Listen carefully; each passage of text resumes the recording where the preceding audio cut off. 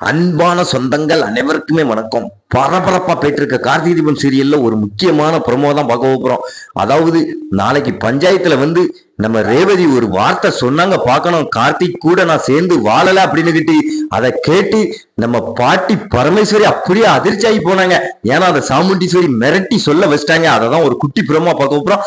அதுக்கு முன்னால உங்கள் சீரியல் சேனலுக்கு லைக் பண்ணுவாங்க, லைக் பண்ணுங்க, சப்ஸ்கிரைப் பண்ணுங்க. அதாவது பாத்தீங்கன்னா நம்ம பரமேஸ்வரி பாட்டி பஞ்சாயத்துல பேசுறாங்க. ரெண்டு பேரையும் பிரிக்கணும்னு இந்த சாமுண்டீஸ்வரி சொல்றா. ஆனா என் பேத்தி ரேவதி இதுக்கு சம்மதிக்கவே மாட்டா. அவ கார்த்திக்கு மேல எவ்வளவு உயிரா இருக்கா அப்படிங்கிறது எங்களுக்கு தான் தெரியும் அப்படின்னு சொன்னோம். நம்ம சாமுண்டீஸ்வரி நான் என் மவளை வீட்டுலவே கூட்டு வாரையா, அவ வாயாலே கேளுங்க அப்படின்னு சொன்ன உடனே நம்ம சாமுண்டீஸ்வரி நம்ம ரேவதியை போய் கூட்டு வராங்க. அப்போ பாத்தீங்கன்னா நம்ம ரேவதி கேள்விப்பட்டவனே பயங்கரமா கொந்தளிக்கிறாங்க.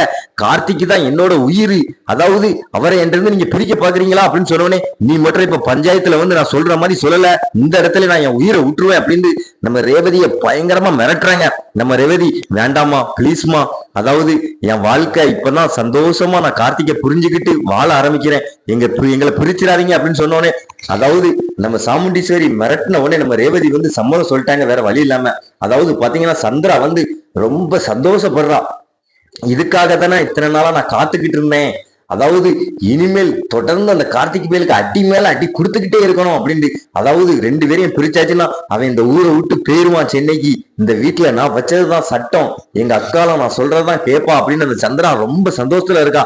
அதாவது பாத்தீங்கன்னா நம்ம ரேவதி பஞ்சாயத்துல எல்லாரும் முன்னாலையும் நாங்க ரெண்டு பேரும் பிரிவேக்கு எனக்கு முழு சம்மதம் அப்படின்னு சொன்னோடனே நம்ம பாட்டி அப்படியே நெஞ்ச பிடிச்சிட்டு நின்ட்டாங்க. அது வேற லெவல். நாளைக்கு எபிசோட மிஸ் பண்ணிடுறாங்க. மறக்காம நம்ம சேனலுக்கு லைக் பண்ணுங்க, சப்ஸ்கிரைப் பண்ணுங்க.